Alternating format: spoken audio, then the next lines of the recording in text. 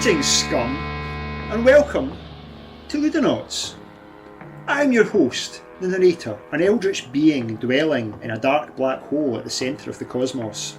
I've taken 3 mortals from your world, my Ludonauts, and I'm planning to subject them to the game of Mork, Borg. So without any further ado, please allow them to introduce themselves. Hello, I'm Craig, and I'll be playing Swind Bellum today, who's a suspicious lobster grip man who's at permanent war with all corvids.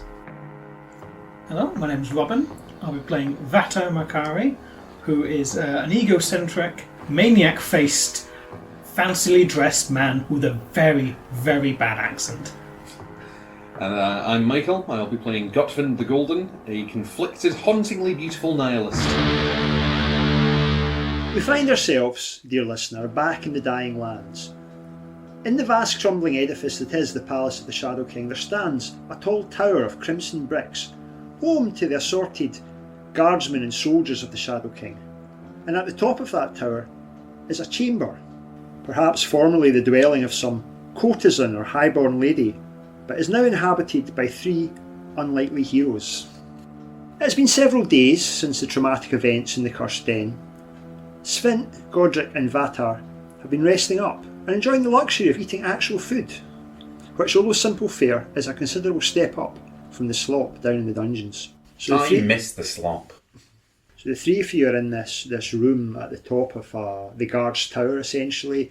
You're free to wander more or less around this wing where you will, but you've been concentrating mostly on resting yourselves, as you had a fairly traumatic experience. Yeah, I definitely feel like my toughness has decreased.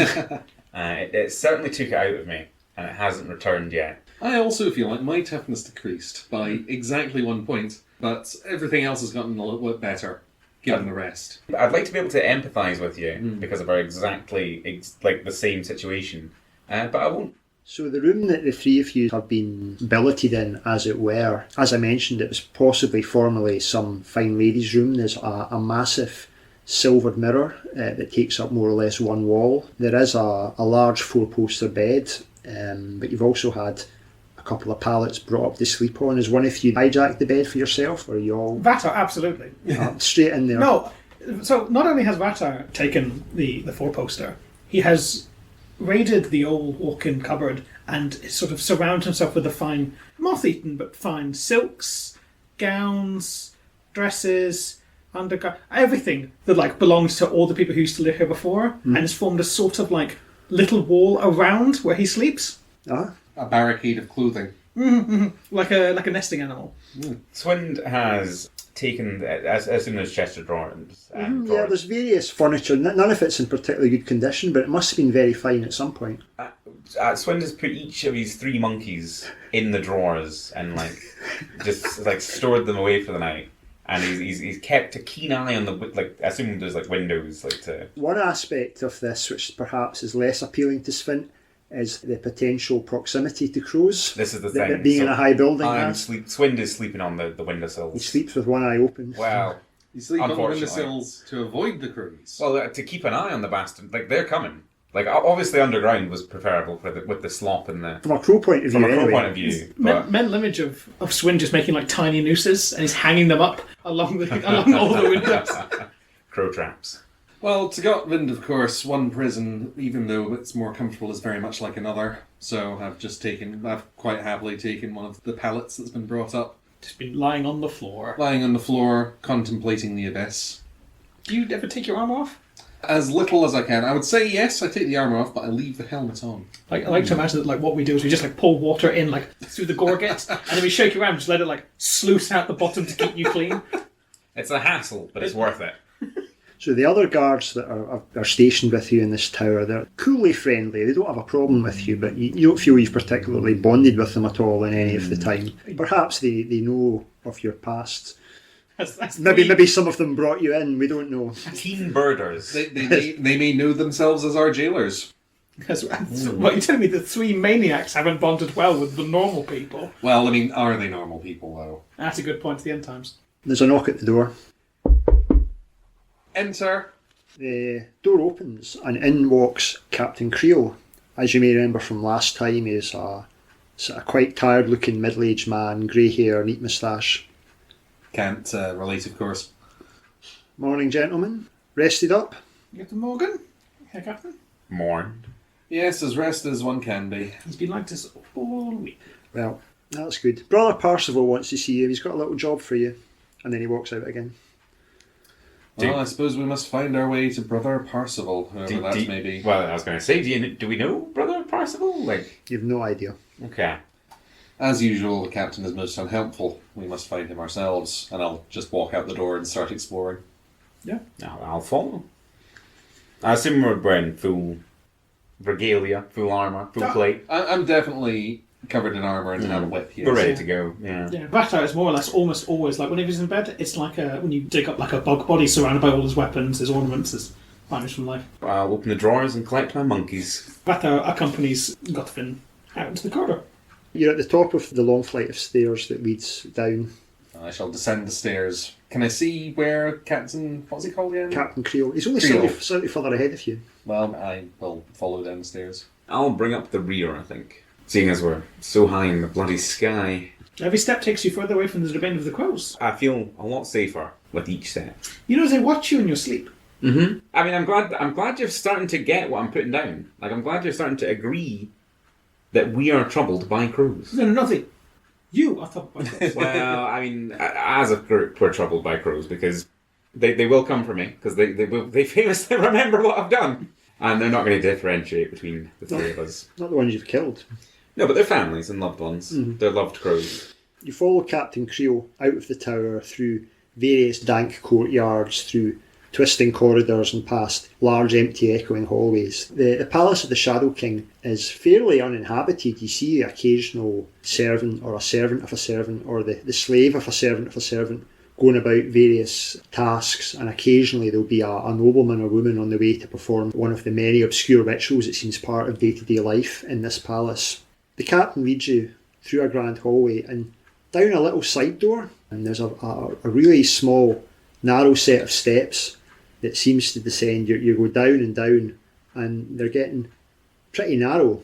I'm going to be very embarrassed if it turns out he's not leading us to Brother What's-His-Name. He's just going home. He's just like, oh, when are these three going to like... He's aware that you're following him. It's just an imperious sort of come with. There's a small plain wooden door. He says, wait. And then he goes in. You can hear muffled conversation inside.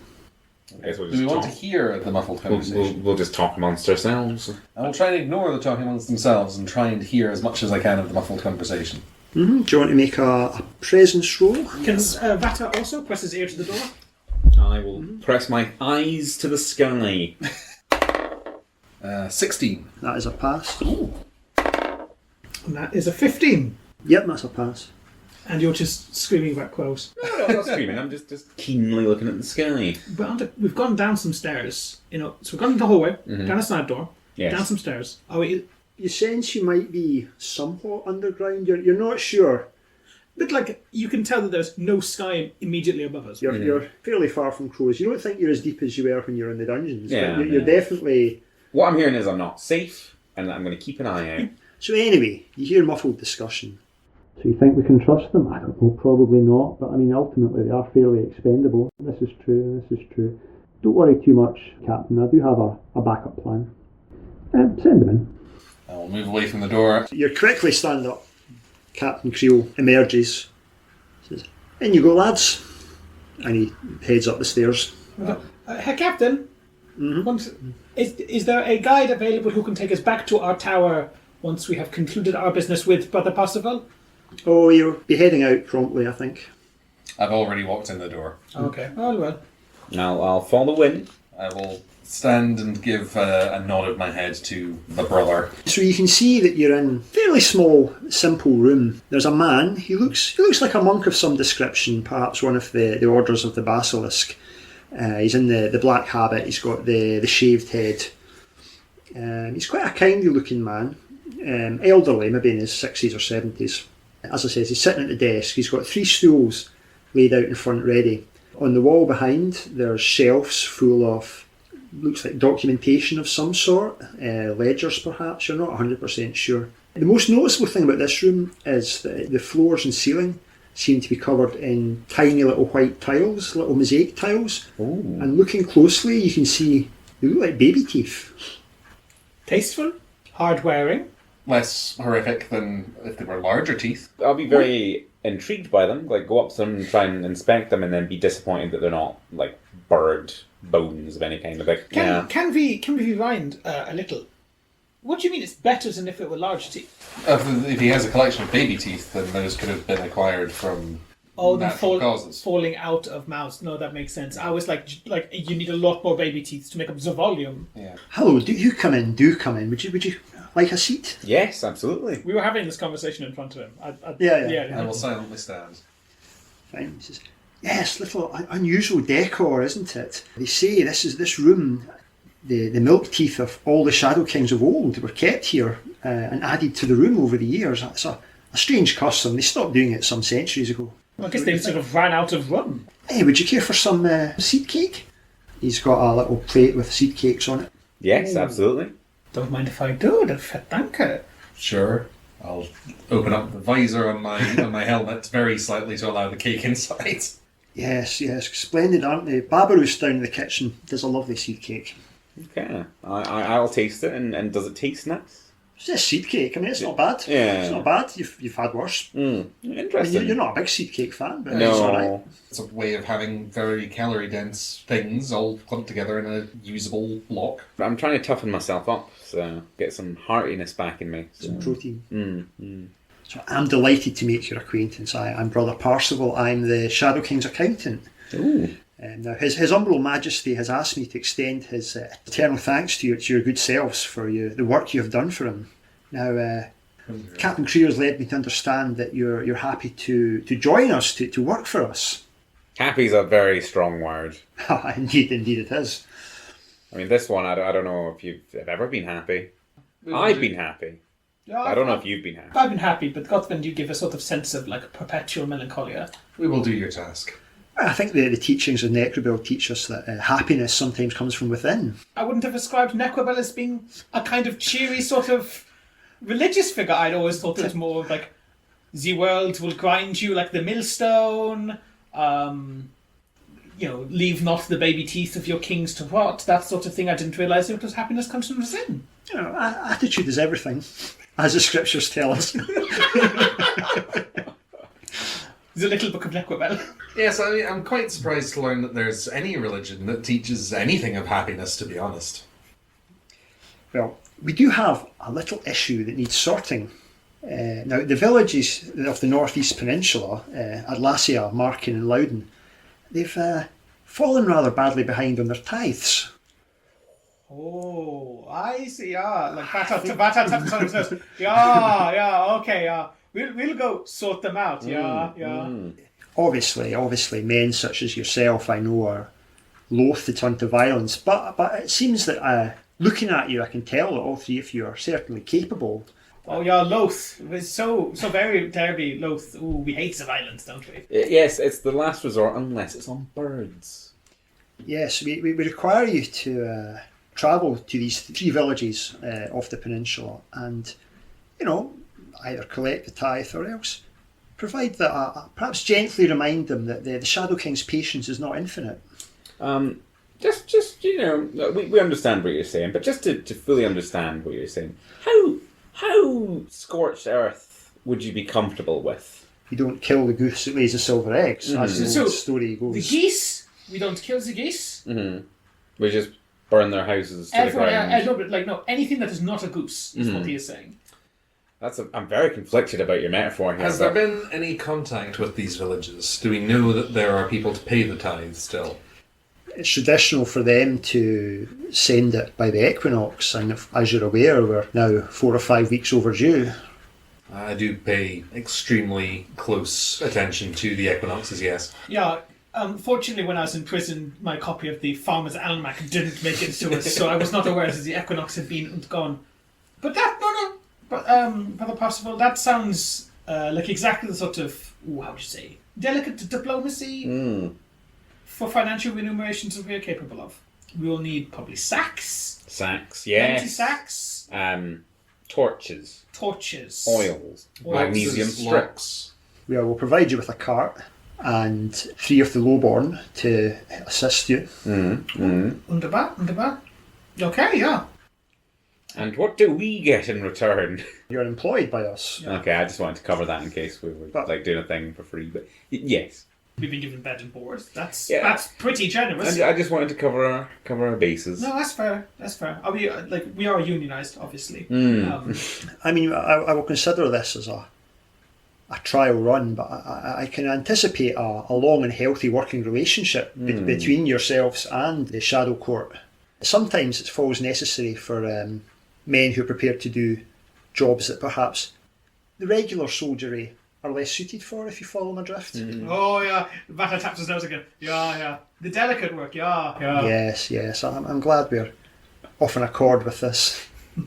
Oh, this is going to be fun. I'm very excited. Very excited. Peasants aren't good at fighting back. No, peasants can't do anything. I think that may be what has led us to our current situation, but we shall see. No, I wasn't caught doing any of that. I was caught stealing clothes. Not us, the peasantry. But if the money is there, we shall bring you your tithe, and hopefully we shall return alive. If there's not money, we'll bring like livestock, jewellery. I want to put back someone's grandfather's ashes, bills of sale. Do you take bones? I feel like they're a bit saturated on the bones in this room covered in teeth. Bring you some bones. Treat you. Anything you personally would like on the pasta bowl? No, I've sworn a vow of poverty. I myself live a simple life. Seed cake is probably my biggest indulgence. Providing your labour to the Shadow King for no reward, yes. That's correct. You're a poor accountant. Well, you want an accountant who's sworn off the money. I guess like you don't get high on your own supply kind of thing. Anyway, To the cart. to the cart, vielen Dank. I think there's going to be some oppressing going on. Yeah. Is it bad that we're this enthusiastic? There's 3 places, right? And like you say, there could be some trouble. I like your instincts. Maybe there's a lot of like crows attacking them or something. I imagine they've all been eaten. A lot of people have been eaten in my experience. But I'll be disappointed at this trip if we don't go to one of the villages and it's just a straight case of oppression. It'd be a treat, right? We go, we saved 2 villages from the monster, and the third one, we're just not paying our taxes, so we get to put the boot in. Because it's like, like some sort of slug thing was eating Monsters, bandits, slug things. If they've been killing and eating each other, right, and say they owe like 10% of all their crops, I mean, we take 10% of the human flesh bag, because that's technically their harvest. Perhaps a plague, perhaps the land on which they live has simply fallen into the earth itself. That would be awkward. We come back and it's like, well, bad news about the northeastern peninsula. It isn't anymore. There's a brief montage of you visiting the commissariat, and if there's anything that you think you're going to need, ropes, torches, anything you reasonably might be expected, just make a note of it. Okay. Provisions. ropes, torches, like provisions. Remember, you're going to have some boys with you as well. Yeah. 10-foot pole, 10. climbers kit. You're given a map of the Eastern Peninsula. It looks like the first leg of your journey will take you through Sarkash Forest on your way to the town of Atlasia, which is the first town you hit.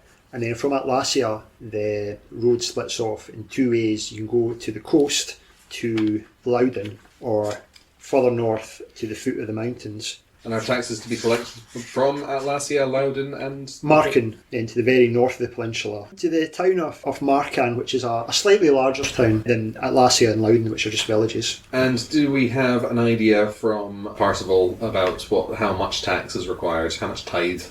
He's mentioned that it's an overall value of about 1,000 silver pieces. That can be, sometimes it's in vegetables even. Equivalent value. Equivalent value of, yes. Okay, well, which makes sense, right? It's, produce of this. So we have our 3 henchmen, our goon squad, as they're called. So by mid-morning, you find yourselves at the eastern gate of the citadel. It's carved like a big gargoyle head, but it's so worn and mossy it's hard to make out what the artist originally intended.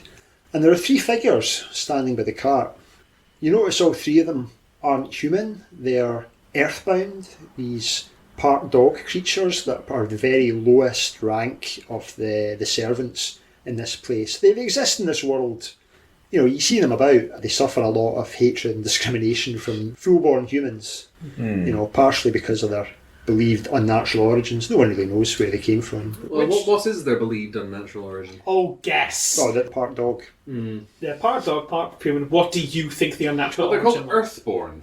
Earthbound. Earthbound. Are they bound to the Earth? It's just an expression. Well, it's believed that they don't have souls. They're not going to heaven, that's for sure. Okay. Which part is the dog? Just like the head, or is it like a... They're human shaped. They've got, like hands and feet and legs. It's more in their facial features. A lot of it comes out. They tend to have slight muzzles or more dog-like ears. Some of them look much closer to human. Some of them look, more dog-like. But there's the three of them standing there by the cart waiting for you. You can see there's one very small guy. He's maybe about 4 foot tall. Kind of Chihuahua vibe, if you think. Ren from Ren and Stimpy. He's got one eye slightly bigger than another. He's got a sort of slightly crazed look. He's muttering to himself slightly, and he seems to be sort of shivering slightly and looking around uncertainly. By contrast, the individual standing next to him is an enormous slab of a figure. If you think more St. Bernard looking, tall, big hunched shoulders, really ugly face, jowly, floppy jowls, little dark eyes, and smells terrible. Really, really bad smell coming off this guy. You'll fit right in. The third Earthbound is standard human shaped individual, normal height. He's got a sort of shifty look. He's got a kind of greyhound Labrador sort of look to him. Less distinctive than the other two. And now here in Ludonauts, we're going to try something different. Ooh. Each player is going to get assigned a henchman. Oh, yes! Woo! Now, I've started these accordingly, with one crucial difference. They have a morale score. Now, our heroes may regard these individuals as meat shields, but they certainly do not think of themselves as so. If they are ordered to do something they don't want to do, they'll have to pass a morale check to do it. Interesting. Okay, I like this. Does anyone have a preference? So we've got Assign them randomly. Grand Labrador, Smelly, and Huge smelly one, and And small shifty Chihuahua one. Just, flip them over. Just pass them out. We'll find our own You're one. getting this guy because it's funny. It's going to be funny whichever one I get. Thank you. If you unfold it, there's some information that only the player will know. Keep this hidden from the other players. I suppose I'll approach and I will say, are you assigned to the tax collectors? And I guess I'm asking myself. So, who are you? So I'm Gottmund, and I've got Dagwin. That's I would approach the one that looks like some crack. Hello. And it's like, hi, I'm Leonard. It's almost like he's permanently hyperventilating. Like it's only one of Leonard's eyes is ever actually on Vatar at one point. The big one or the small one? It changes. Unless he got both full attention, in which case both eyes will drill on you. Vatar hands him a rucksack, and Leonard takes the rucksack, and then Vatar just gets in the carriage and just will not engage with Leonard further.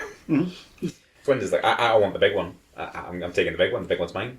And I'll go up and I'll pat him on his face.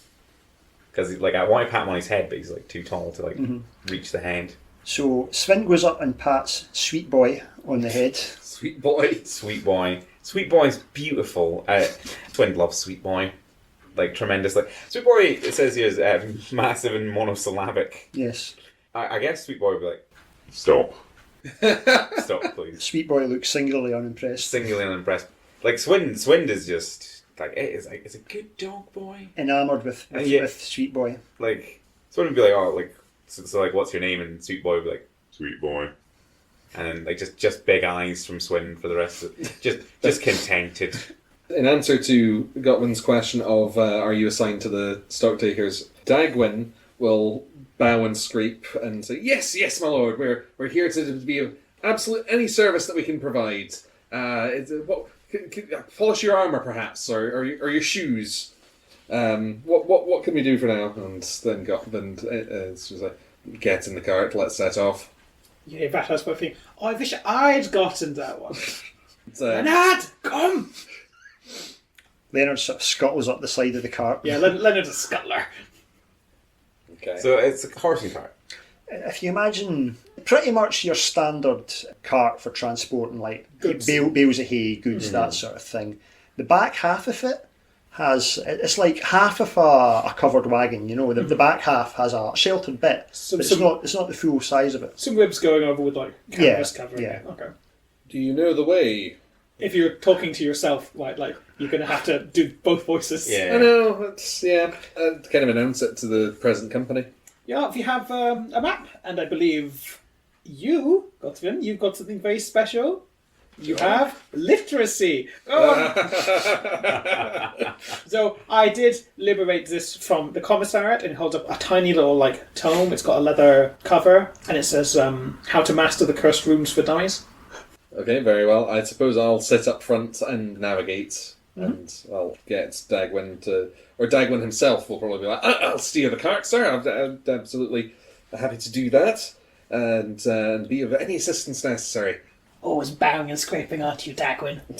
You love them, don't you? You love the highborn. You nasty, nasty highborn. They think they're better than us, Dagwin. They're not better than us. Is this Linux? Yeah, if I'm not doing the German accent, it's Leonard. Swind is just sitting at the back of the car with Sweet Boy, showing him his monkeys. How does Sweet Boy respond to the monkeys? Sweet Boy's like, monkey. And I'm like, yes, monkeys. They're lovely. They're small. Not like yourself. You're large. But they're both beautiful. I love this mental image of like Sweet Boy just like picking up a monkey and just like putting it in its mouth. It's like, no, Sweet Boy. Yes, those are my monkeys. I'm just showing you them. I'm just showing you that I have monkeys. And you don't. You don't have monkeys, but that's fine. Maybe one day you will. Maybe you'll grow large enough that you'll have as many monkeys as you can eat. So, looking at the map, you can see that there's the eastern road that heads, as you might suggest, in a roughly eastward direction. So you set off, you've got the forest of Sarkash. This is difficult because I want to ask the dogmen about things, but we're the dogmen. Yeah. Before we set off, does anybody know anything about the forest? Do we, the characters, know about the forest? Or have we heard anything about it? You've heard that it's best to stick to the roads. You've heard it's not safe. I mean, that's true of all forests in places like this. But you've heard dark whispers of things in the forest. Things in the forest. Things in the forest. It's no one's ever seen them and told the tale. So it's always been considered haunted, but it seems to be getting worse now. Okay. Oh, wunderbar. I presume like the cart is off and we're heading... The cart is off. It's sort of mid-morning. It's a grey overcast day, as it so often is, but at least there's not any mist. So it looks like more or less 6 or 7 hours travel. You hope to get there... Ideally, you should get there just after nightfall. Just cover of nightfall. I like that. Should we arrive at the cover of nightfall, or should we try and... Do we camp before we get into the forest and then If we turn up in the night, and then the people of the town that we are trying to relieve of their monies, if we have to spend the night there, we could be in a vulnerable position. However, if we camp before going in there, we will also be in a vulnerable position. Well, I don't know if you've done this before, but what we do, we turn up, cover of night, set some fires, kill some peasants. Then we ask if everybody's all right. It's 6-7 hours to the forest of Sarkash? No. So through the forest. you have to travel through the forest. You're not in there yet. You're travelling along on your left-hand side to the north. You can see the brooding expanse of the forest, and on your right-hand side to the south, you can see the endless rolling tombs of Graventosk. You know the road continues east for some way before eventually turning up in a more northeast direction, and that's when it begins to cut into the forest. Travel for a couple of hours this way, and after some time the road starts to get more and more sunken. You know that this is a pilgrim road and also possibly a cattle trail. So over the centuries the actual level of the road is much, much deeper than the ground around it. This is something that happens quite often. So pretty soon you're travelling through, it's not, I wouldn't call it a canyon, but there's maybe about 15 foot of rock wall on either side, of earth, packed earth and rock and roots on either side. As this starts to form a bit of a wall, I would like to tell Dagwin to stop the cars, and then I will order the earthbound. One of you get onto the side of the road and follow up to make sure that there's no bandits or traps ahead. Gotvin, being no stranger to highway robbery, both on the receiving end and the delivering, standing and delivering, It's fully aware of how dodgy this setup is. So who are you going to order? I'll order Dagwin because You can have my boy as well. Very, very well. Go, sweet boy. One on each side. Go up and make sure that there's no robbers or anything else that might swoop down upon us. And, Okay. Dagwin. Yes, of course, sir. I shall immediately. He sort of clambers up a little bit of the rock, and Sweet Boy's going up as well. Sweet boy's going up as well, and he says, fine. Are you going to go one on each side or both? Well, I think one on each side, yeah. Yes, sure. Does one of us have a crossbow? I do. You should probably prep your crossbow. Vata will prep his crossbow. And then as Gotvin, I will sidle over to the other part of the bench that I assume is at the front of this cart and make the horse carry us forward quite slowly. I was going to say, Leonard. It's not a horse, it's a donkey. Donkey, sorry. Leonard. We're not there yet. We've not gone up in the world that much. Leonard, Yes, do you know how to use a bow? enough. Enough to use a bow, I think. See, now I've talked myself into this corner because you scare me, but I can't use a crossbow and a bow at the same time. So I will give you my bow, and I will give you several arrows. And what I want you to do is point it away from me at all times. And I will just Vata had now given Leonard a bow. You suspect Leonard's vision might not be all that good, but nonetheless. Yeah. No one stand in front of Leonard. Leonard's just pointing out the back. Leonard's the tail gunner. Yes, Leonard's the tail gunner. It's a short bow. It's not big enough to handle anything larger. I should probably have asked, do any of our earthbound friends here, are any of them visibly equipped for battle? The only one that's wearing any sort of armour seems to be Sweet Boy. He's wearing sort of cobbled together leather armour. The other two aren't armed. Sweet Boy is carrying a massive flail. He looks is, yes. absolutely brutal. And the other two have either swords or knives. Yeah. But anyway, I'll tell Sweet Boy to start spinning his flail, Well, he and climbed inside then of the... Sweet Boy, I hopefully and assume will be like, okay. Sweet Boy cuts quite a menacing and intimidating figure, cutting along the top of this ridge, swinging his flail around the place. So the six of you proceed along in this way for some while. You're going a lot slower than you were. You're being cautious. And in the distance, you can hear, it sounds like maybe chanting, maybe singing. There's a sort of joyful edge to it, if slightly manic. It's masked voices singing. I, Dagwin, will motion down to myself, Gotvin, and just to be like, stop, I hear something, and then quietly approach. Dagwin heard it first before anyone else, He because did Dagwin indeed. has pretty good sense of smell and sense of hearing. Dog-like. Dog-like, you could say, yes. And then I will, as Dagwin, move up stealthily, see if I can investigate with that. He picks his way a little bit further up the road, maybe about 400, 500 yards. There's what seems to be the tail end of a long procession of half-naked people. But which half? A mixture. They've got big metal helmets that they're wearing. You're looking down, they're walking away from you. You seem to be starting to catch up with the tail end of some massive procession. They're wearing metal helmets and they've got these cat o' nine tails, and as they're singing, they're whipping their backs in time with the music. Religious people. Yeah, Dagwin doesn't know too much about all this, but he reckons they're pilgrims of some sort. There's a pilgrim trail. Oh, we're going to have to overtake the flagellants. I'll come back and report that to myself, and then I myself will talk to the other humans. We're humans, right? Yeah. As far as you know. So, do we think these pilgrims are any kind of threat? Mostly to themselves, I think. Yeah, they should be fairly damaged if they keep whipping themselves like that, so how strong could they really be? How much of a sword to the face could they take? I suppose they're wearing helmets. How much of a sword to the exposed fleshy bits could they really take?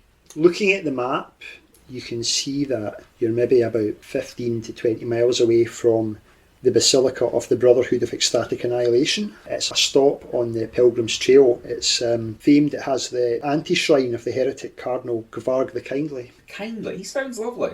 I mean, Everything's relative. we are masters of our own destiny at this stage. Are you saying that we could simply... No, I'm just realising that there's no one overseeing. We are the overseers. So lost in my, lust for oppression of villages and Sweet Boy. I didn't even realise that we weren't even being watched. I'm not saying that we should ditch the mission. The mission's everything. But we could go have a look at this basilica if we We- wanted. You see one thing on the map, Mm-hmm. and immediately you're distracted from this. I didn't think about it before now. This is like the worst road trip anyone has ever been on. It's going to be full. All the pilgrims will be there. It's going to be full. You won't be able to see anything. You'll go and say, oh, I want to see like the anti-shrine. You go up and say, oh, there's a queue. Everyone's taking sketches. You know, some people got the mirrors and they're taking the self-sketches. It is a nice day for it, though. There is no mist. I'm going to choose to rise above. Should Whatever we- antagonism you're trying to do. Should we speak to one of these religious zealots? No, I think we're fine. But I do think we should maybe... Ram them. 9, I think we should think about picking up the pace. They're in our way. Well, are they in our way or are they on the side of our way? They're on the actual road. On the actual road. They're not going particularly fast either. They're slowing us down. They're liabilities. Well, I would say that they're moving out of our way as we speak. Are they? Yeah, but not like Not fast quickly. enough for us.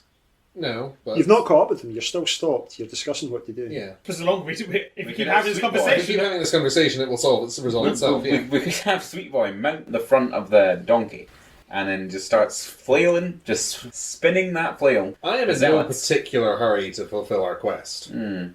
We weren't given a deadline, were we? 9. It's going to I turn don't out. think they're expecting us to succeed. Hmm. It's going to turn out that we're going to rock up and it's going to be like, oh, there was like a thing that happened, and if only you'd been here like 12 hours sooner. It was like, oh, sorry, we stopped in at the shrine on the way over. I think we just progress. Either we progress ahead because either this we're going to have to go off the path. Yeah, we don't want to go off the I path. don't want to go off the path. No, I've heard things. I've heard there's things in the You're, forest. you're not going to be able to physically get the cart off the road at this particular stretch because it's too deep.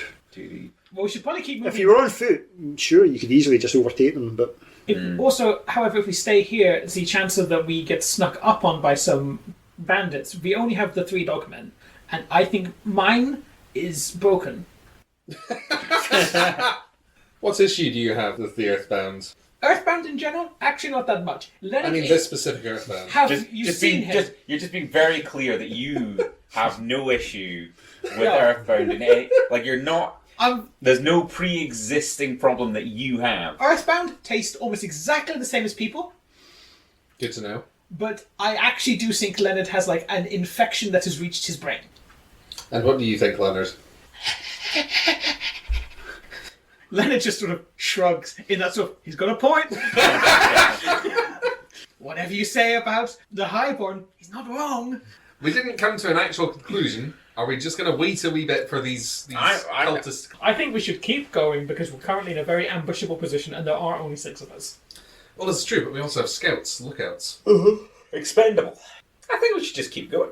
Well, be it on your head if they turn around and use those flails to flagellate us. Yes, but they've already wounded themselves. Like how? well, you've not seen them. We've not seen them at all. But No, we've it's been told- only we've been only told. Dagwin's the only one that's seen them. You're familiar with you're familiar with seeing bands of these sort of roving flagellants all over the place. Yeah. So as the end times grow near, they're becoming an increasingly more common sight. How bloody is the trail in front of us? Yeah, it's speckled with blood, certainly. But most are. Yeah. Yeah. While you're thinking about what to do, I'm going to roll to see if a misery occurs. Okay. Every day is misery for Leonard. Miseries only happen when we think about things. Leonard heard you talk. Leonard's feeling a lot of misery right now. Leonard, I like you. I don't want you to like me. I've got big plans for you. A misery does not occur. Oh. I think our conclusion was continue onwards and trust that these pilgrims are no threat to us. Yes. However, I would like to maintain our formation with our scouts. Okay. Is that possible? Yeah, absolutely. So we will move cautiously on ahead. Onwards we go. You press on, and after about maybe 15 to 20 minutes, you catch up with the tail end of the column, and you can see it's an enormous procession of men and women all whipping themselves. You can see it stretches on. You're not sure how far on ahead it goes, but you've now slowed to a crawl because these people are not fast, and every 3 footsteps they make, they stop to do a whip. Okay. And they're chanting about Verhu and Necrobel and all that sort of stuff. So we've got a map and we've got a literate. Yes. A map literate man. How long until the trail winds off to the special church? The Basilica. It's often hard to tell distances from a map. It's more interpretable. Particularly as it's like a hand-drawn map. It's not. At It's not some like point it will, so there's no way of being like, oh, we'll sit here for a couple hours. This is one of the more well-mapped parts of the region, given that it's so close to the Shadow King's castle, but I couldn't tell you with any great clarity. It looks like we've got some choices then. We could go off the beaten path and try and get around them, or we could murder our way through them. there are hundreds of them. I'm just saying that's a choice. I'm not saying it's a good choice.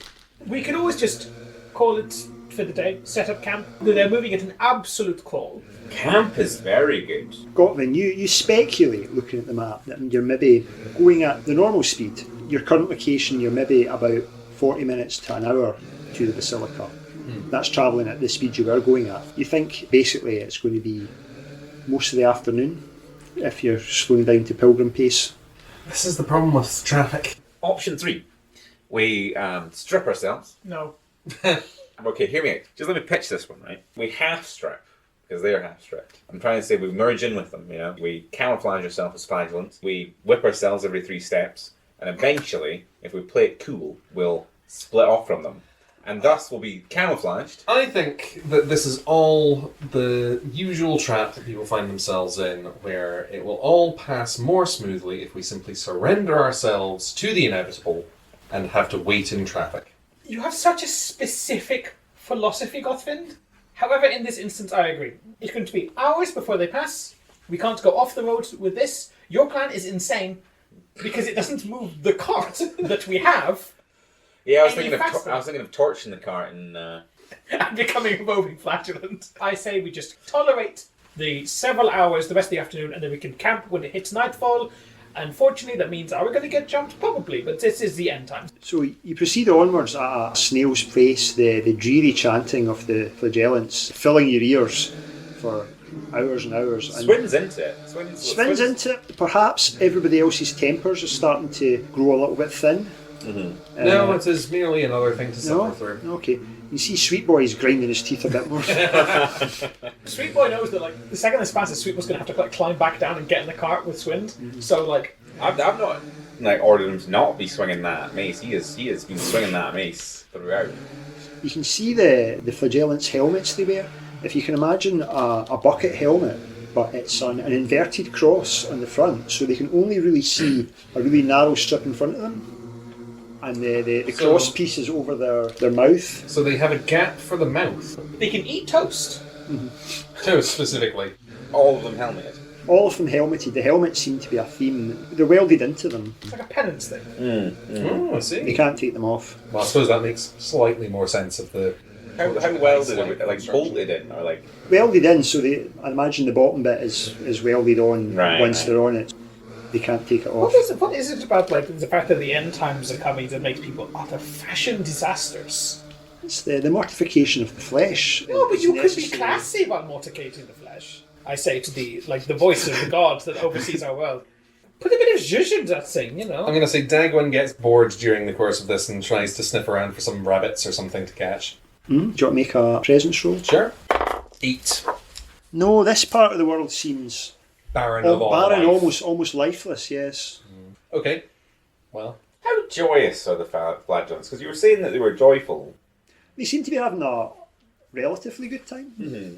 on today's episode, the Ludenauts get stuck in a traffic jam in real time! You thought you were thrilled by being in a lift. The world's most British podcast returns with the horrors of being in traffic and enduring religious people. Rata has produced from one of his many, many pockets a pack of cards and is trying to teach Leonard a very rudimentary card game, like a variation of Go Fish. Leonard's not getting it. Leonard's not getting it now. And why does this woman have a hat on? Because she is a queen. And this one has a hat on too. That's a king. But they are the same. They are highborn and both have hats. This is just continuing in the back. Yeah, he's just not getting it. But it's like a distraction from having to listen to the singing. Gottman will start whittling. Oh, whittling, are we? Yeah. Whittling. So, art I is have a it? knife. An Yes. expression of beauty, is it? Well, it's something to do with one's hands. It's something to do, is it? Yes. Interesting. Sweet Boy's going to leave. Sweet Boy's going to like turn around at one point, walk into the woods, and then swallow him up rather than tolerate coming back to this cart. I don't think Sweet Boy would do that. After the hours pass, it becomes clear that what Gotland was whittling was a skull. Oh, you could make like a little vertebrae, another little vertebrae, a couple of little ribs. You could build a whole little person. You're very good. Like you could sell those. You could sell those for like a filthy turnip.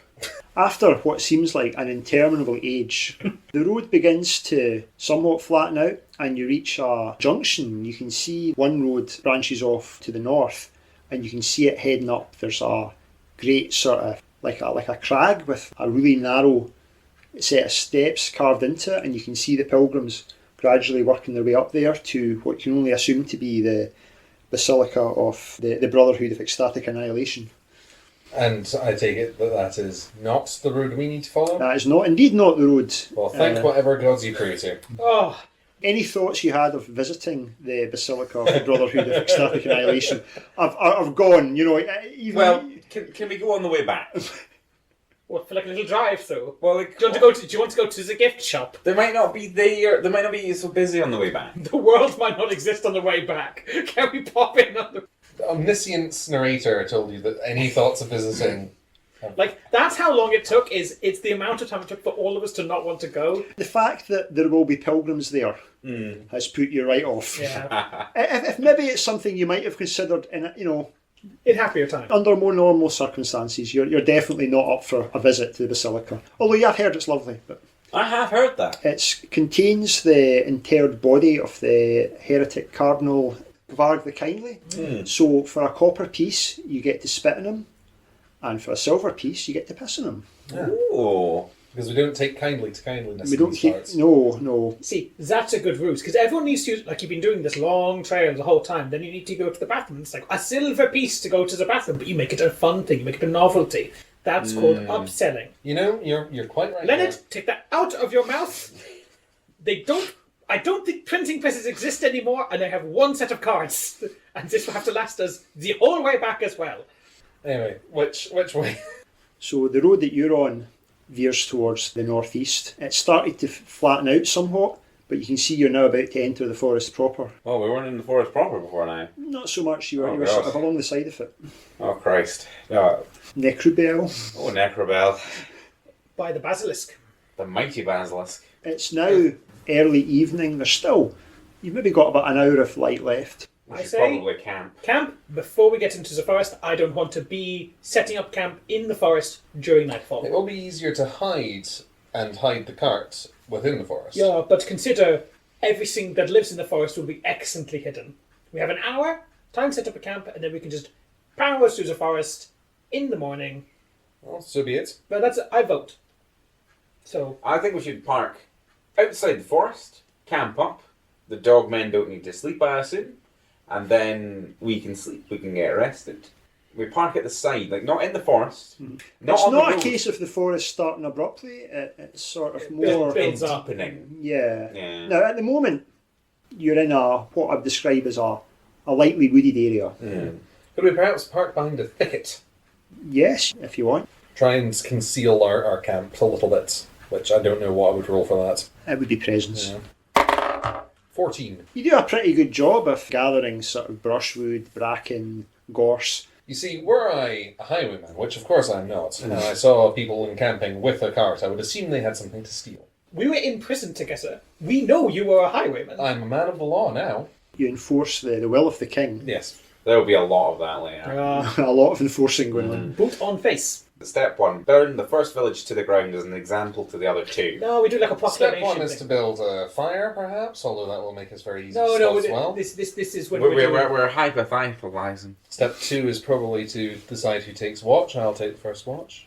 Oh, the dogs can watch us. The dogs can watch us while we sleep. Do you trust them? Yes. Do you not trust your dog? Look at him. And say, I'm very trustworthy, sir. Look at him. He even said it. I have excellent senses.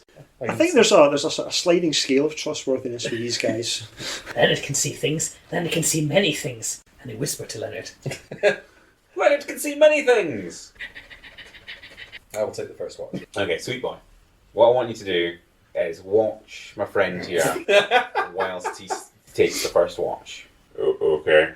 Sweet Boy is a dog man of few words. He had very few words. very few words. Vatar will hand Leonard an amount of just like slightly off vegetables and just say, hack those into pieces. I'm going to get a fire started. Tonight's dinner is stew because I can't have slop even one more day. I miss the slop. So like they've got like one of those metal cauldrons and like cooking food in it. Fairly soon the smell of cooked vegetables fills. Is it like a clearing you're in, more or less? Or? It's a thicket. Near to a thicket. I was assuming we were in the thicket. Within the thicket. Swind, they sleep in the back of the cart. He's ordered these monkeys to swarm over him during sleep. Just Well, to they protect him. nuzzle them for warmth. Yeah, as that, but there's a lot of, they are moving until they tire themselves out. They are constantly moving across. He's used to it by now. It's like cats. It's, it's soothing to Swind, but it's also a defensive mechanism in case there's any crows in the area. Dagwin is annoying Vatar to see if he can get some instructions, and he's pleading that he can do all sorts of very useful things, whatever you want, sir. And We should get him to dig a hole. With his front hands. And Scotland is standing slightly away in a shadow, just keeping watch of the area. Vatar is trying to put like, because like they're all dressed in like all the dogmen are dressed in like sacks or whatever, and Vatar's not having this. His dogman will be dressed nicely, so as not to embarrass Vatar. And it's Can you imagine this little Chihuahua guy in like a little ruff? Yeah, well, the ruff went on surprisingly well. He took to the ruff fine, but now we're negotiating the breeches. It's more like trying to give like a Chihuahua like a bath that doesn't want to have. Don't give him a hat, whatever you do, because apparently that'll give him ideas, because he thinks that's what a king and a queen are. He's very, very sure that the hats are the things doing the ruling. It's what I can only describe as an unusual state of government affairs, but I'm kind of into it. So, how are you doing the watches? Godwin takes first watch, then he wakes me up. I've got Leonard, I've sort of secreted him next to the fire. He's asleep. It's my desperate bid to make him stop shivering. Doesn't work. He shivers at any point. He's either too hot or too cold. There's no equilibrium for the poor boy. As he sleeps, he emits a strange high-pitched sort of snore. I'm imagining like a hummingbird. It's more like the air slowly escaping from an air mattress. Yeah. It's really cruel what they do to these things' noses. I mean, No, I think that's cocaine. I think that's why he's like that. That's why the nose is like that. That's why his energy's so all over the place. I assume I'll get woken at some point, and I'll be like the third watch. The third watch. If there is a third watch, depending on how we are doing the hours, and I'll be like, yep, sure, definitely, I'll do the third watch. Don't you worry, that'll be me, 2 eyes to the skies. And as soon as they're asleep, I'll also go to sleep and say to Sweet Boy to just you keep an eye. Okay, so So 3 hours, 3 hours, 3 hours? Something like that. 3 hours, 3 hours, 3 hours. Yeah, but I think Vatar has the best night vision, so it makes more sense for him to take like the darkest watch. So Godwin takes dusk, I take middle, and you can take Or not. or dawn. I'll So- definitely be taking that watch. Yeah, if it's Finfika, you're going to go to sleep and give it off to Sweet Boy. Shut the fuck up and go back to sleep already. Don't you worry. Don't you worry. So Gotvin first, Yep. and is it just yourself? Well, Dagwin might be sort of like trying to like score points by trying to be helpful, but Gotvin will basically be ignoring him. After a while, Dagwin does eventually quieten down and drop off to sleep. So The narrator- Never a great sign. It's never good for The inaudible look at the eyebrow raise. The narrator can raise quite an eyebrow. So as you're sitting for a while, how are you passing the time? Are you whittling? Are you looking round? Are you patrolling? no, I am hiding and trying to keep as clear of a head as I can. Maybe, I don't know, how would I be entertaining myself for 3 hours? I'm trying very hard to be still and not make a sound, so I'm definitely not whittling, keeping my mind on the job. Perhaps I'm going through some prayers to whatever my cult believed in my head. About maybe an hour and a half, 2 hours in, suddenly you feel a very abrupt temperature drop. The hairs in the back of your neck just sort of start to stand up, and you get this absolutely overpowering feeling that there's something out there. Can I tell where or in which direction? Do you want to make a presence check? You're looking for 15 plus. That is 19. Looking towards where the forest seems to start getting thicker, you're not sure, but you think you can see like a black outline of a figure, perhaps. Okay, well, the first thing I'll do is I'll go over and wake my compatriots. All 5 of them, or just the humans? Or? Probably all 5 of them, but each one I'll just sort of like shake awake and put my finger to my lips and be like, shh, and then I'll point over where I think it is. And I've got my new whip in my hand. No, not the whip, not the whip, not the whip. Godwin shakes the 2 of you awake, and you're like, oh, what? No. That's fine, moving on. Was ist das? I think that there's something over there. I think it is a figure of some kind watching us. Do I also have to roll to see? Make a roll. 15. And that is exactly a 15. I guess I'll do it for Dagwin as well. Nope. Leonard does not see it. Sweet boy. 1 critical fail at looking. Vatar, you stare at the point that Godwin's been pointed out to you, and there's nothing there. Do I feel the temperature drop? No. Can I still see it? Now that you've got everyone up and you're looking at it, you're like, oh, was that something? Right, let's light a torch and be a bit more boisterous about it and go towards where I saw it. Just yourself, or are you all? I won't motion for anyone to join me, but if anybody wants to. Leonard, go with Godwin. Schnell. He's quite groggy. He's too groggy to be complaining, so he slouches along next to Godwin. Swindle. Well, I can wake up. He's up now. He's up, that's it.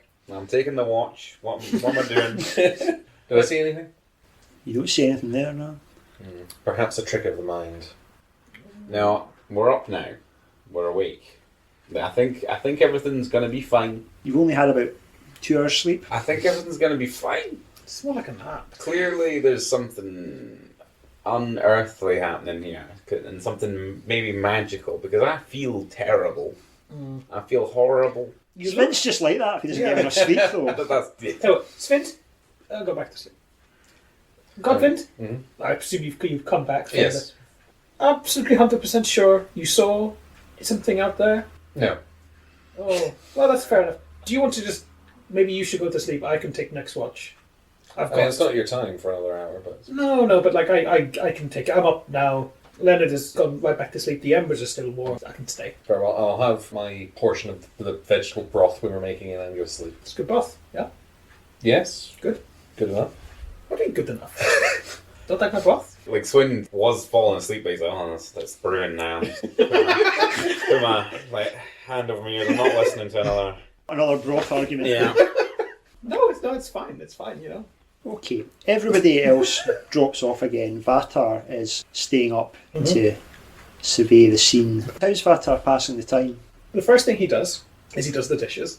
If you leave it, it'll get sticky. Yeah, I'd imagine it's like tin camping, Yeah, it's like that. It's like enamel. horn mug. It's like it's the racing thing. It was both eyebrows this time, listeners. Out the corner of your eye, you think you can see some movement? So Bata obviously immediately turns to look. Do you want to take a Presence check. presence check? 23. Yeah, this is definite. You can see a sort of pale shape flitting between the trees. I'm just gonna observe it. I'm not gonna make a ruckus just yet. Is it just moving? Is it moving side to side? Is it coming closer? You're not really sure. It seems to be sort of moving from, you see it behind the trees, but then it almost seems to jump and be slightly further across. You're not like it doesn't seem to stay in any one location for long. I mean, you see it move from side to side, but then it's suddenly somewhere else. Everyone needs the night's sleep. We're living in a magical, horrible world that's falling apart at the seams. Oh, I saw a bit of a ghosty that was scary. We've all seen it. We've all seen this. I've had someone yell at me for eating their corpse before. It's just a thing that happens. He doesn't go back to his reading. He will just sit by the embers of the fire and just keep an eye on the splitting figure. It seems to be getting slightly closer. Okay, yeah, now I'm going to word it up. Well, what fresh horrors await our heroes? The only way to find out is to tune in next month for part 2 of the Shadow King's Tithe. In the meantime, like, comment, share, subscribe. You can find us on Blue Sky, and we have a Patreon where you can enjoy the illuminated company of Alana, Toasty Waffle, Stephen, Ty, Rachel and Jagersund, who have all already signed up. So until next month, gentle listener, I will bid you farewell.